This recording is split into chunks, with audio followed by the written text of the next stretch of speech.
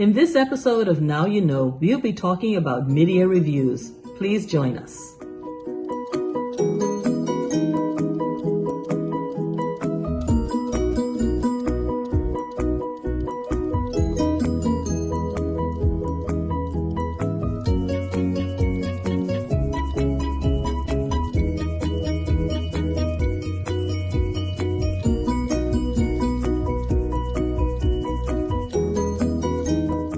Welcome to a new episode of Now You Know.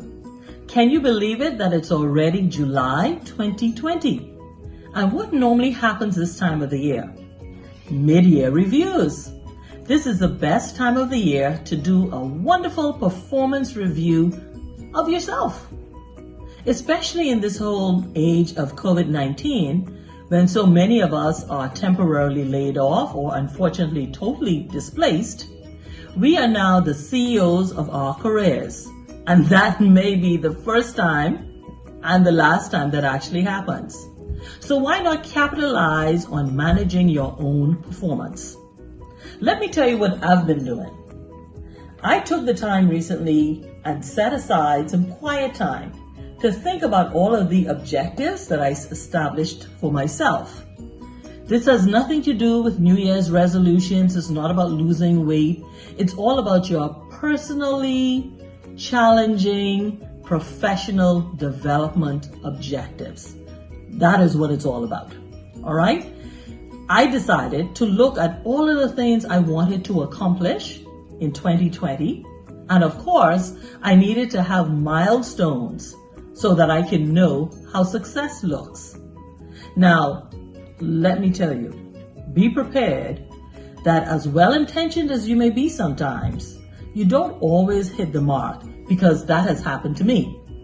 I had made a decision that one of my objectives would have been to complete a training, some form of online training, at least once or twice a month, minimum once a month.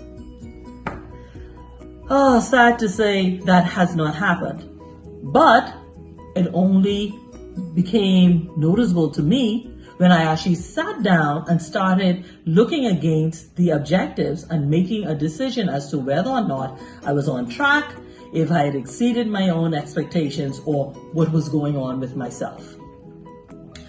The best thing to do is to also get feedback from one of those persons in your corner, because unless you really have smart objectives, you may not be as, let's say, as honest as we should be when we're doing our self-appraisals, right? And our mid-year reviews.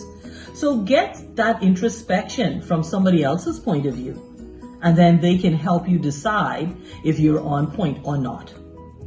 Now, when you are seeing, like I saw, that I'm on point with some things, celebrate. Use the opportunity and celebrate, however small it is. If you have completed one of your objectives already, celebrate.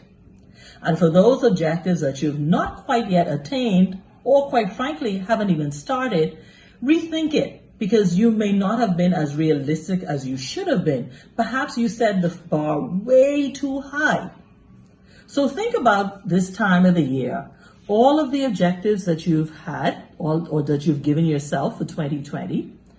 Do a nice little gas station check-in, check that oil, check the air in the tires, see if you have enough windshield wiper fluids. See if you're on point. See if you're ready to make it for the next few months before December 2020. Now, some of you may ask, well, Denise, I'm on temporary layoff. What am I checking? What goals do I have? Well, my friends, if you've never had personal objectives before, this is the time to get started. It's never too late to set your own objectives, because as long as there's a mid-year review, there's definitely going to be that end-of-year review, and I don't want you using the same excuses in December. These are just little bit of snippets for you to consider, like I am, because it is July, and we all need to know where we are with our careers.